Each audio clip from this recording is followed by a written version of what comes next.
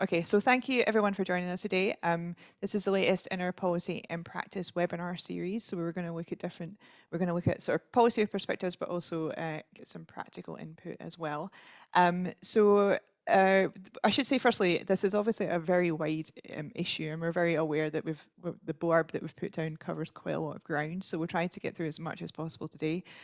Firstly, I'm going to be giving an update on sort of regulatory developments over the past couple of months, because you'll have noticed it's been a very eventful few months in relation to ESG.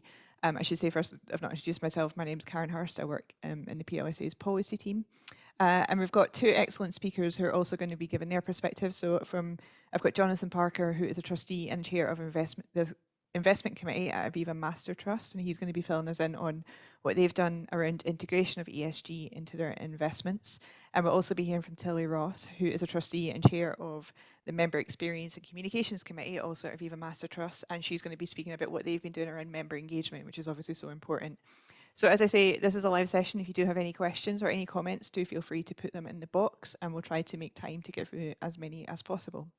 So firstly, I'm going to run through some slides as to what's been happening in the policy world recently and what you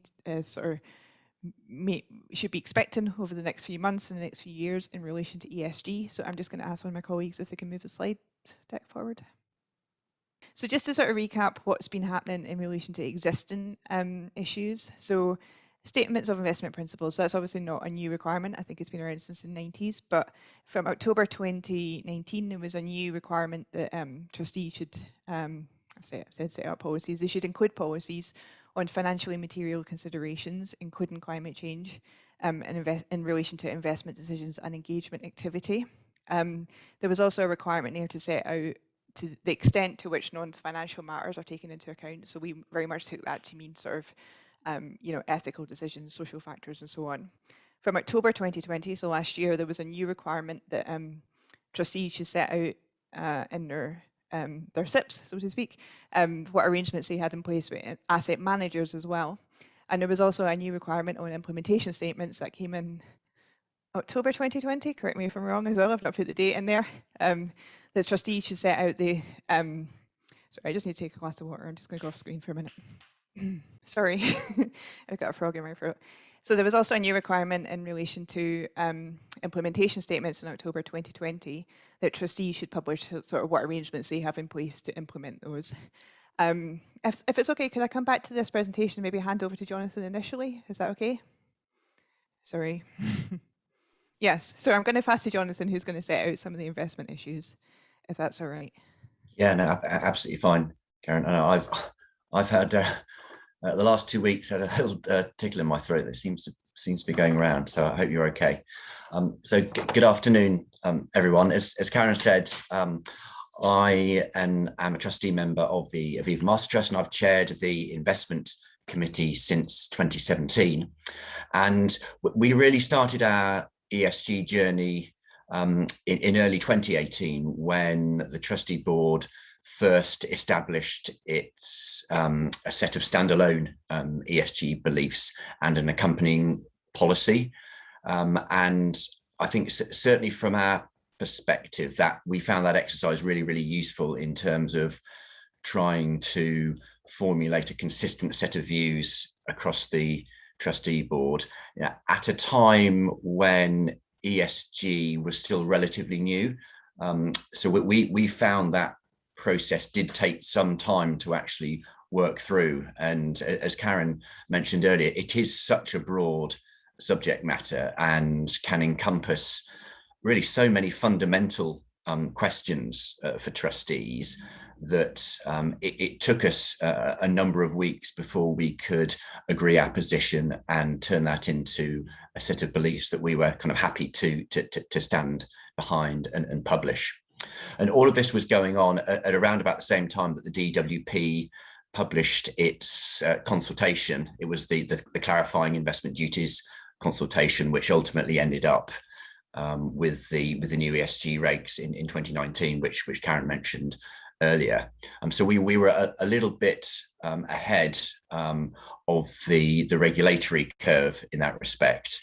but felt that the subject matter was important enough that we needed to get ahead of the curve. And the reason that we were kind of confident in doing that was in part due to really strong support from both Aviva as our sponsor, but also Aviva investors, who are one of the main fund management groups that we work with in the trust.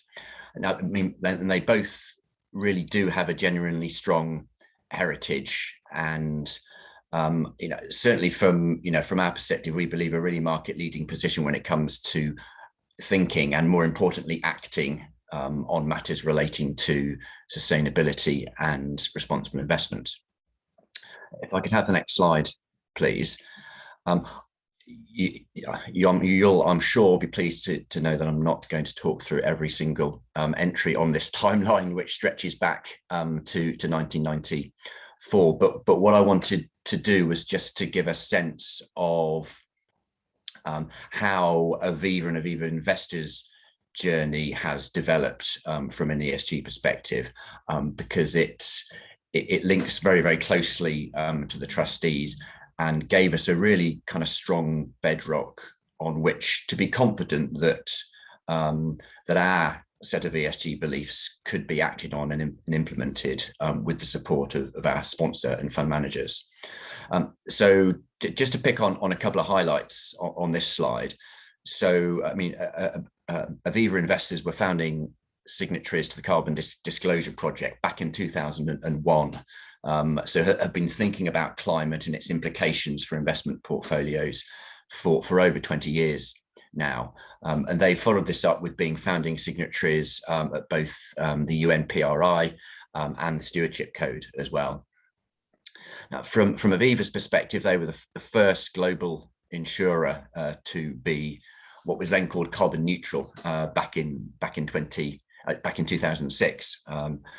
So again, have been thinking about how they can run their business on a much more carbon friendly basis for a very long time.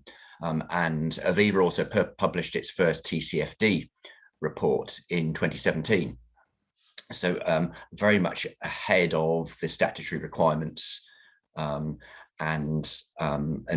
with that, as I said, we had the confidence that we could really kind of push them and work with them to build our own ESG beliefs and portfolios within the trust. If I can move on to the next slide, please. So we went through the process of establishing our beliefs and policy, and it was only then that we got to really thinking about how we could evolve the trust's existing investment approach to integrate ESG more fully. Now, at the time, we had two default options available through the trust. The main one, which we call our standard one, was called My Future, and that portfolio was and remains to this day invested by BlackRock. And then we had a second default, which was called My Future Focus. And again, back then it was managed by Aviva investors and continues to be to that day.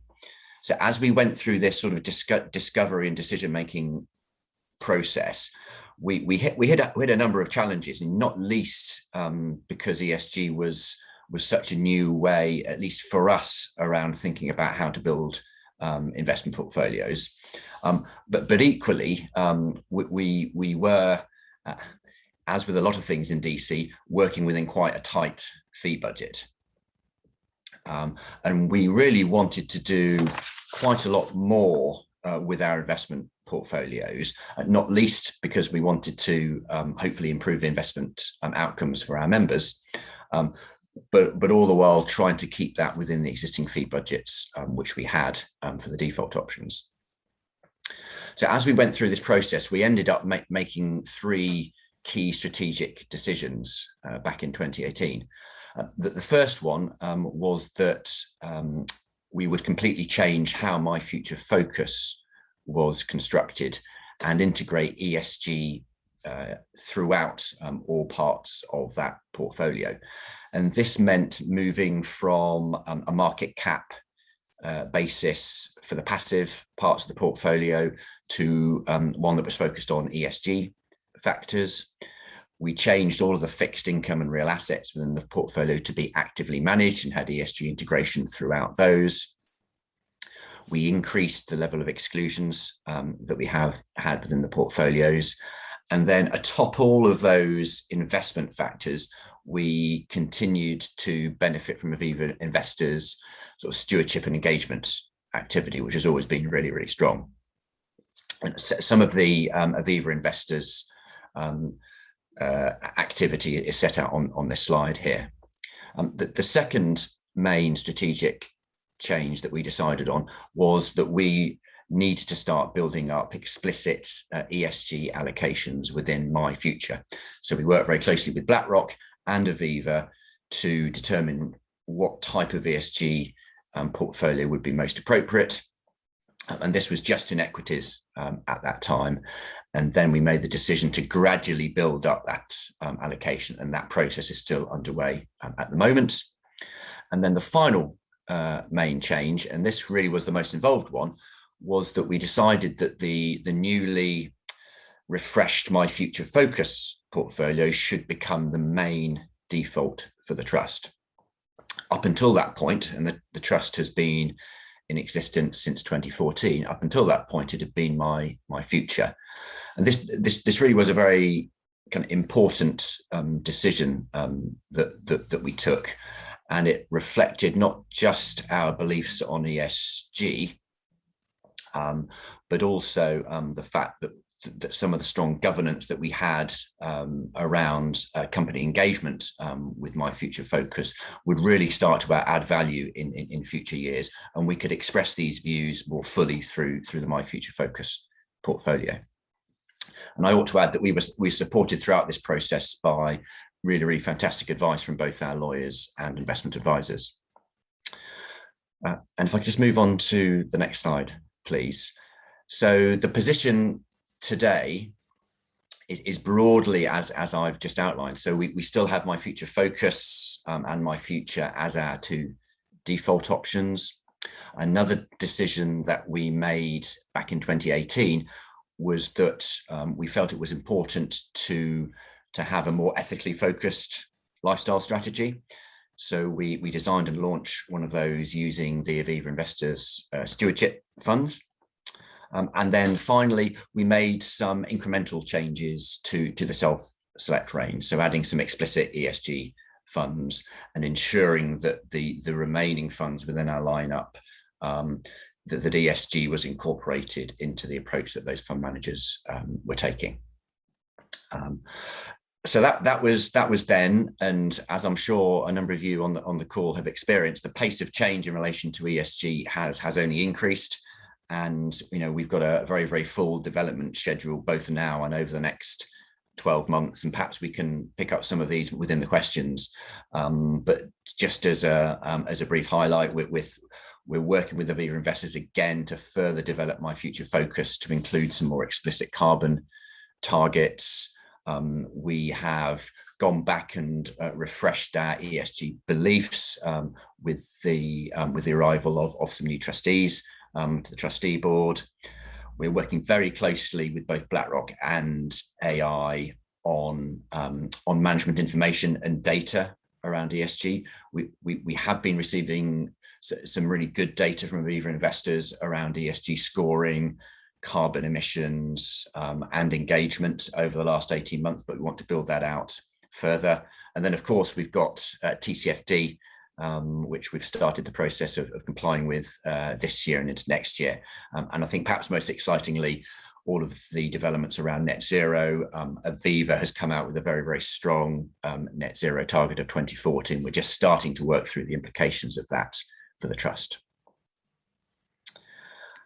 So I'm going to pause there, and Karen, do you want me to hand back to you, or shall I hand on to Tilly? I'm going to hand to Tilly next. We just say apologies, okay, everyone. A bit of a throat issue, but I've got some more. I'm feeling better. We will come back to. I'll run through just what I wanted to update on just after Tilly. But as I say, we're going to hand to Tilly Ross, and Tilly's going to update us on some of the member communications activities you've been doing.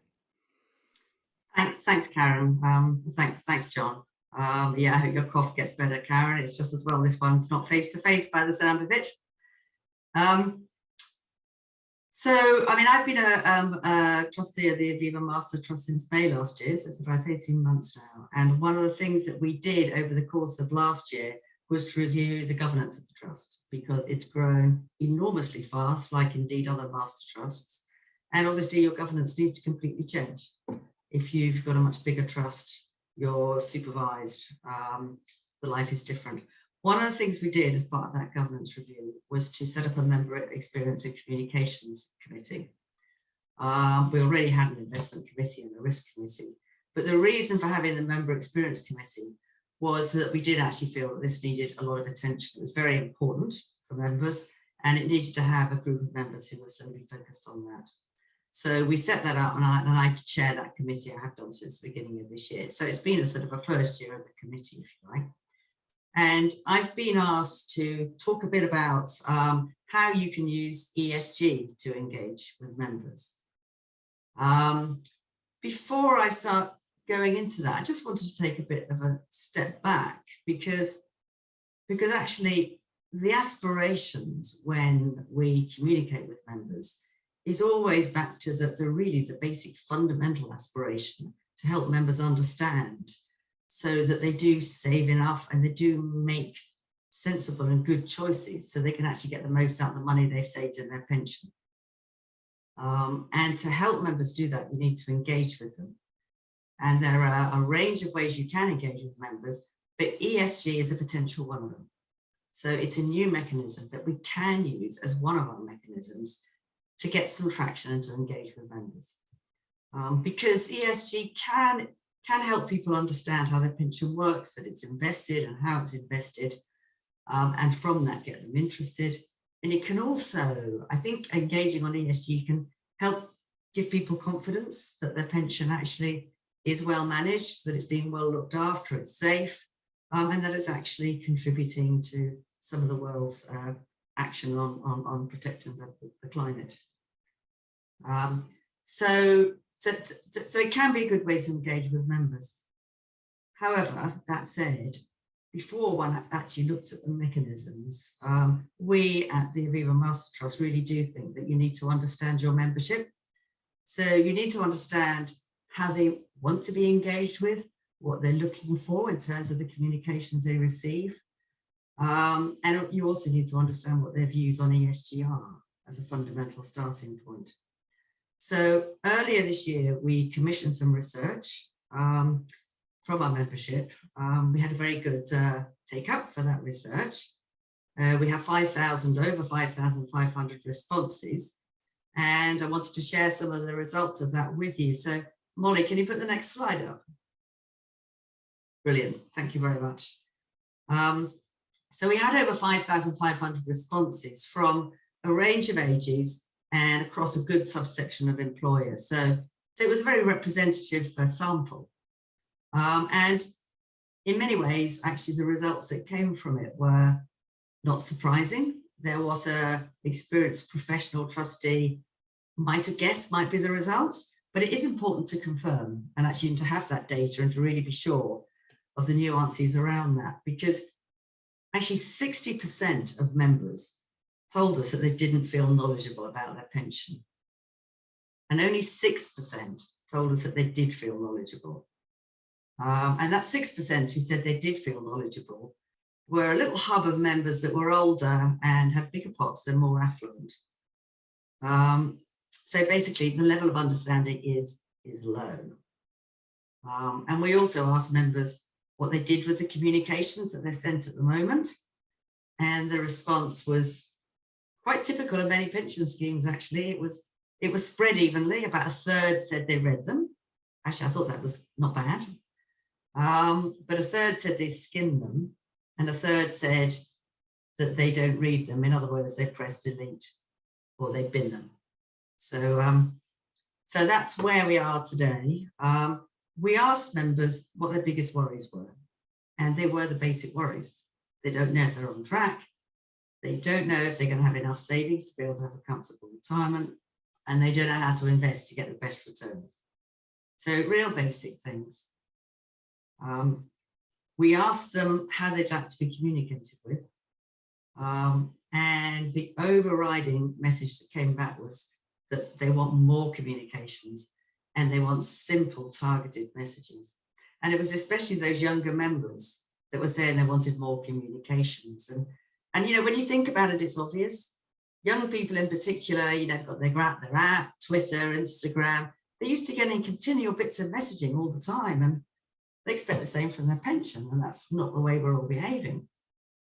So they want more messaging. Now, obviously, there's a practical element to that, but they also want simple messaging that are targeted to them. So depending on their age, their life circumstances, potentially the nature of their personal circumstances, their earnings levels, all those things, they want simple targeted messaging.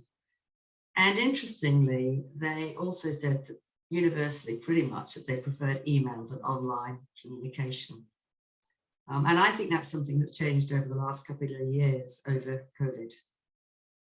There was a little nugget of members who said they preferred paper, and they were older members with smaller pots. So they appeared to be less affluent older members. But the vast majority of members said that actually they preferred email and online messages. We asked also about ESG, quite a range of questions about ESG, and some quite interesting results. But the key ones are what I put on the slide.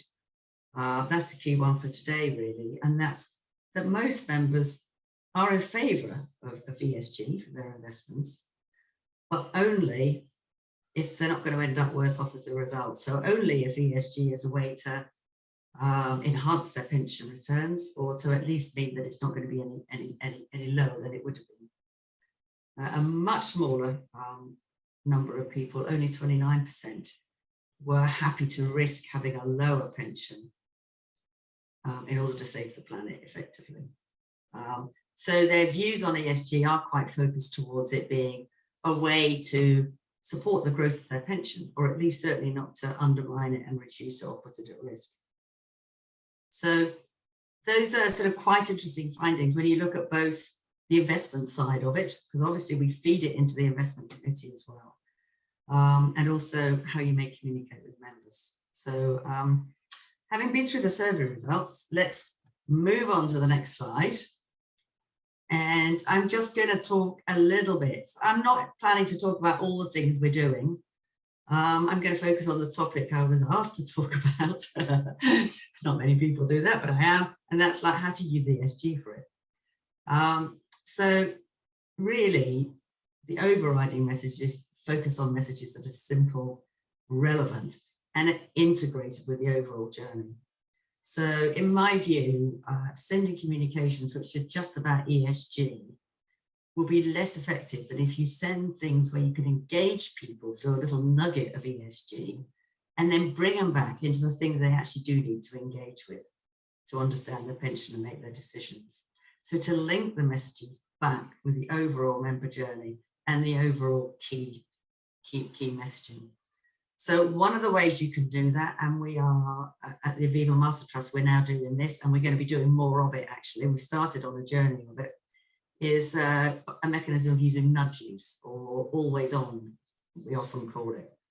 So in other words, there are more frequent nudges that are sent to particular classes of members. So not to everybody, but it's targeted very much. So for example, for newer members coming in, they may get a nudge to encourage them to sign up to the online portal or to sign up to the app. They may get nudges to encourage them to nominate a beneficiary, maybe to look at their past pension pots, make sure that they're still in touch with them, whether they want to transfer any pensions, etc. As members get older, they may get nudges to review how much they're contributing, how much they're saving, maybe to think about what their selected retirement age would be. All sorts of nudges, but very targeted and short. And ESG can be fed into those nudges because it's quite possible to send little nuggets of interesting things on ESG that the trust is doing, going into the sort of things that John has been talking about, to pick up some interesting little nuggets and things that members might find actually quite interesting, because if then bring them back in to now have a look at your pension on the portal or on the app. So it's a way to get them pulled in and engage with it.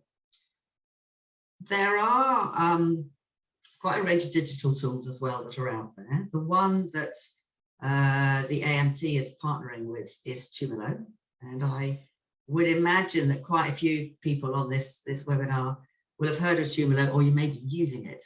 But we are piloting that at the moment with some of our employers, and the way that works is that members are given an option to opt in, and if they decide to opt in to Tumelo, they obviously have the app, and they're given the option of giving a preference on how the fund managers should vote. So where a company within the underlying portfolio of the funds that they're invested in has a shareholder vote, they're able to give a preference on how they'd like the fund manager to vote on that. And the fund manager ultimately makes a decision, but they'll take into account what the members are saying on that. And it's proving to be a pretty powerful tool, because it really does get people thinking and quite engaged. And actually gives them quite a good understanding of how their pension works. And then, of course, they start thinking, well, wait a minute, how much have I got in it? How much am I putting in it? And then they start thinking more widely about it.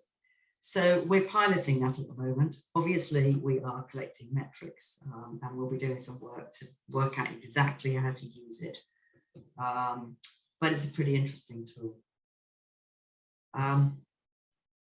Another mechanism that is not on this slide is through employers. So we do work with employers a lot, and Aviva's got a very good client relationship management structure. So we do have a client relationship manager for each of the employers who are part of the Master Trust. So we do engage with the employers because they are in a really prime position to be able to help members engage with the Master Trust. And for the employers, it's often a win-win because it's a way that they can engage with their workforce. And where we are in the world today is that a lot of employers are developing their own climate policies. And there can be ways in which the Aviva Master Trust investment climate ESG policies can interact and have some synergies with the employer's climate policies. And so that can be used and sort of fed in to be a bit of a win-win with the employer, to help the employer communicate to their employees, and in turn help them to get their employees to engage with their pension. So working with employers is also always a good thing to look at. A few more ideas are on the slide.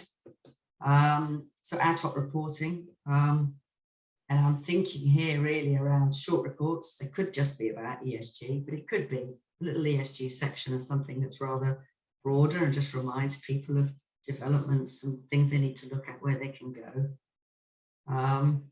The self-select funds that John referred to, I think are really important if you start communicating to members about ESG, because if members get interested and start looking for what they can do if they self-select, and they discover that there aren't some really good ESG type options, they're going to be quite disappointed actually. It could be quite disengaging. So I do really think that these things go hand in hand, and it's very important if you're going to start communicating on ESG to have a good range of really good ESG self-select funds. Obviously for more sophisticated members, there's more you can do, but that is a minority. So just really one last comment before I hand back to Karen is to think about how you communicate, because I've come across occasions where ESG people's response isn't necessarily what you think it might be. So you do just need to take a moment to stop and think about your audience. So you could, I mean, as a very basic example, you could have an employer who's a tobacco company and an ESG policy that excludes tobacco stocks. Now, that may drive the members' views of certain types of communication on that ESG policy. So that's a very basic example, but employers can have quite complex businesses, which can have quite nuanced interactions with ESG. And so you do just have to think a little bit about the membership you've got, and to just check, well, wait a minute, you need to really make sure that these messages we're sending are actually right for that audience and they are going to be engaging. So, I mean, I could talk for a long time on this, but I'm not going to, because I'd like to pass back to Karen. And Thank you. I'm hoping, Karen, that you've recovered enough to tell us about what you were going to say. Of course, I'm hoping that too. Thank you, Tilly. I do have quite a few questions about that actually, but I'm going to just try and run through a couple of the points that I was going to make. If I don't know if we're able to bring my slides back. In terms of TCFD, I'm not going to go through sort of the specifics because I feel like everyone probably knows quite a lot about TCFD right now. But if you have over 5 billion in assets or you're authorised master trust, you're already within the scope of those regulations. If you're over 1 billion, you will be so from 1st of October 2022. If you're smaller than that, we don't know the time frame. There's going to be a review in 2023, but we don't know when. When the implementation date is. We do expect that it will happen. However, just to say as well, if you are from the LGPS, and I know that some on the call today are from local government pension schemes, we were expecting a consultation on that this autumn. Obviously, you're sort of out with the existing legislation on this. It's not come through yet. We understand there was a slight delay just because of the government reshuffle, but we've not seen it yet. So we are sort of expecting that. Any day now from the department. There's what used to be known as the department MHCLG. I hear it's now referred to as Deluxe from those who know these things. So we will obviously be looking at that. We do understand that the requirements when they come through will be relatively similar to what's already in place for non-LGPS, a few exceptions. Most notably, there won't be a monetary penalty policy as there currently is. In terms of the guidance, we've seen some draft guidance from the TPR this summer. We've not seen the final yet, but it looked to us to be quite comprehensive, and we sort of welcome much of it and gave quite detailed feedback on some of the concerns that we have. But we are expecting that any day now. In terms of I should just flag as well, however, that DWP is currently consulting on adding an additional metric to require TCFD reports on Paris alignment. So that's something we'll be responding to. If you do have any views on that, do get in touch. But that would be from October 2022. So all schemes who are already within the scope of existing legislation for reports produced from them from there on. If we can move on to the next slide. So it's just a couple of other things, because as you know, it's been a very eventful few months in ESG land. So a couple of things that may be coming up over the next year or so. The Sustainability Disclosure Regulation that sort of the British SCFR, which is sort of looking to standardise different investment products, but it would also apply to asset owners. There is a discussion paper rather open on that at the moment. We are expecting a full consultation next year with a view to that coming in within 2 to 3 years. The other thing, the sort of big announcement that the Chancellor made during COP26 was around net zero transition plans, which we don't really know much about that at this stage. There's sort of no details being published, but he did announce that it would apply to sort of the whole of the financial sector, so we would expect it to apply to us. They were very, very clear that it doesn't extend to mandatory net zero commitments, however. The other interesting thing that came out of COP26 was a green and finance document. So that sort of sets out a lot of details about the taxonomy, which we're also expecting.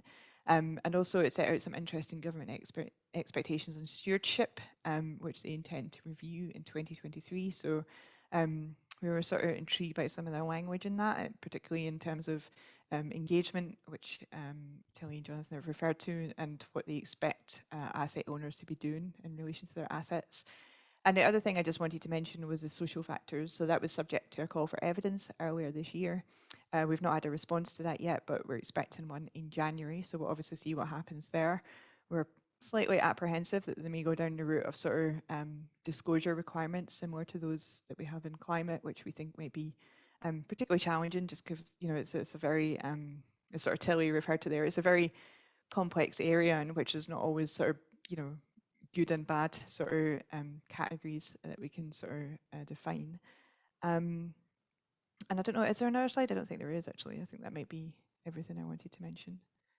Oh yeah, sorry. I just put this final thing. It's not really government policy or regulation, but I seen Tilly and Jonathan's slides, and I just wanted to sort of set out some of the direction and travel we're seeing in relation to engagement and voting in particular.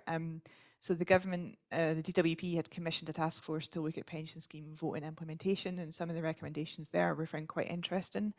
I'm not going to read through them, but certainly in relation to the consultation on climate reporting that's open at the moment, we are seeing some of that being reflected. For example, expressions of wish and trustees setting their own voting policy or acknowledging responsibility of that of managers. So those are sort of potentially new requirements that we should maybe just be aware of in the future. So that was everything I wanted to run through, and apologies again, I completely messed up my presentation by having a bit of a meltdown there, but thanks to Tilly and Jonathan. We do have time for some questions, and I can see there's already some coming in. I have a quick question. I just wanted to start firstly, Tilly, if that's all right. You know, most of, as you set out there, there's some, you know, obviously a lot of evidence that people are increasingly interested in their pension and particularly in green issues. I just wonder what you do for those where it's just very difficult to engage them at all. Have you found any good solutions or any way forward?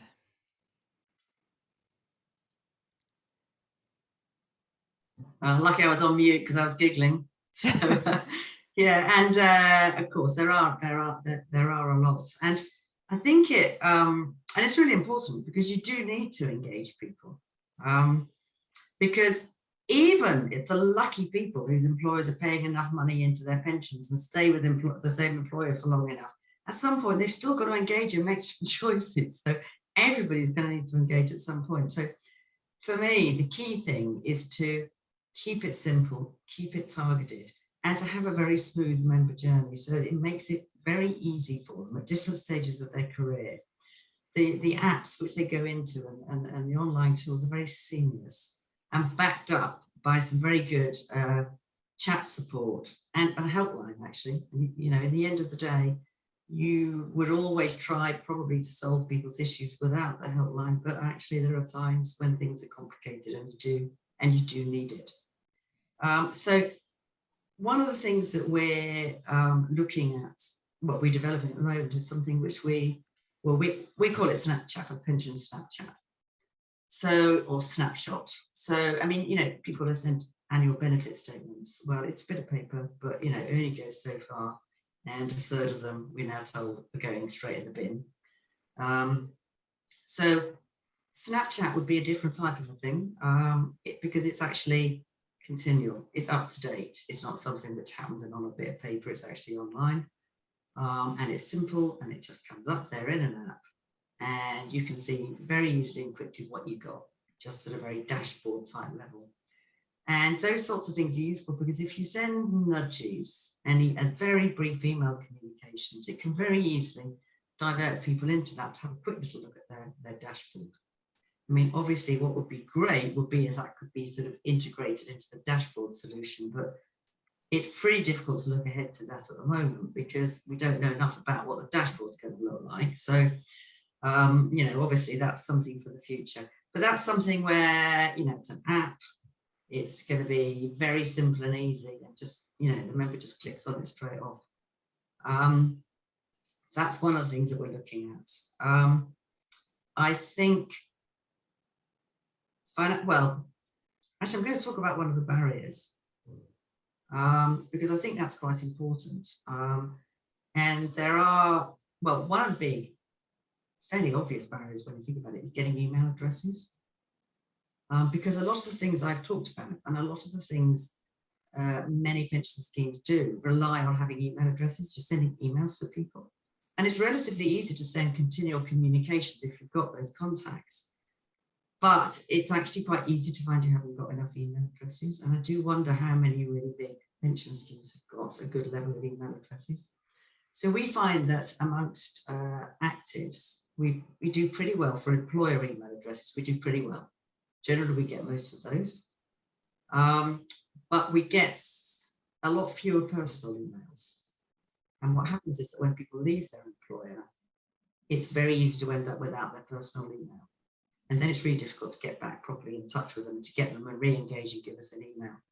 So that's a real barrier actually when it comes to modern communications, because actually if you've got a quite a significant section of your deferred population that you don't have emails for, you've got an enormous barrier to engaging with them at all. So one of the things we are doing at the moment is to really try and up our game on that. It's quite difficult, but we're set metrics and we're really trying to up our game, because we think it's going to be difficult to engage these unengaged people unless we can do it interactively in that way. Indeed. I just wanted to ask a bit about what you were mentioning about the app you use. Is it Tumolo? I'm just intrigued as to how. I appreciate you're sort of just piloting it at the moment, but I'm just intrigued as to, you sort of referred to just at the end of your comments there about how you should be open-minded, and that, you might not always get the answers you expect, and obviously many issues, particularly when it comes to social issues, are quite complex. And I just wonder, has there been instances where you haven't had the answer you expect? How does that sort of fit into Aviva's wider, investment principles? Has there been any challenges that's brought? We haven't specifically had challenges, John, that we fed into the investment side of things. I'll pass to John in a minute. John, do you want to comment on the investment side of things on that at all? And then I'll comment on the comms side. Yeah, well, we haven't really had too many explicit challenges that have come kind of bottom up from an investment perspective. We know that there are pockets of our members who have particular views on particular social factors, and the way that we try to cover that off is through a kind of a broad enough range of self-select funds that they could express kind of certain specific views on the investment side through that. But as you said, Karen, it's a very broad area, and there's a danger that you end up with tens and tens of self-select funds that try and solve very kind of particular matters for perhaps quite a small group of members. So it's always a balance. Yeah, indeed. Another question I'm just going to take from the chat box from Martin, who says that the current limited supply of green bonds seems to be leading to a huge. Do you agree this significantly challenges the trustees' primary fiduciary responsibility of acting in members' best interests? It's good to go green, but if it wipes out investment returns, that's an overly high price to pay. Is that something you've been thinking about?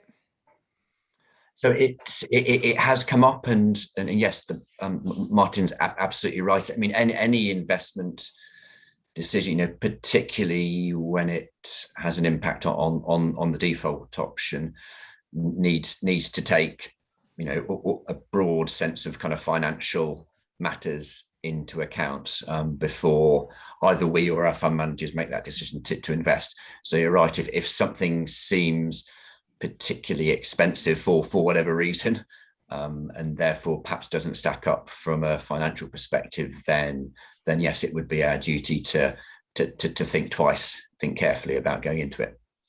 Indeed. We're almost out of time. Sorry, I've not had time to get through most of the questions. I just wanted to sort of ask you both. Obviously, we've recently had COP26. I just wonder, what do you see happening next? What's Aviva's plans in this area moving forward? Shall I go first? So I mentioned the net zero commitment that Aviva's made as a corporate, and that will extend to all of the investment portfolios over which it has responsibility. So I think that's going to be a key focus for us, because a lot of these pledges have been made, and I think we've all got as an industry work to do to figure out what exactly that means from an investment perspective. It's quite challenging from a corporate perspective to make decisions around long-term investment when you're also trying to figure out whether particular organizations' climate transition plans are credible.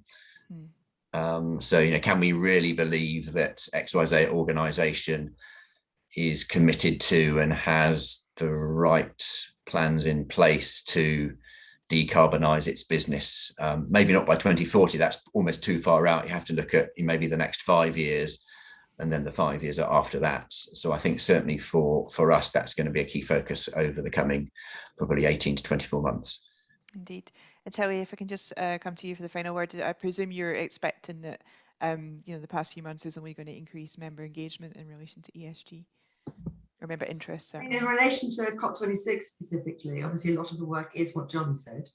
But one of the things that we are looking at and thinking about from a communications perspective is whether we should have an update, whether it should come you know, once a year update for members that does perhaps tell, you know, give them some information on it, and if so, what should it cover and what should it look like? So we are looking at that.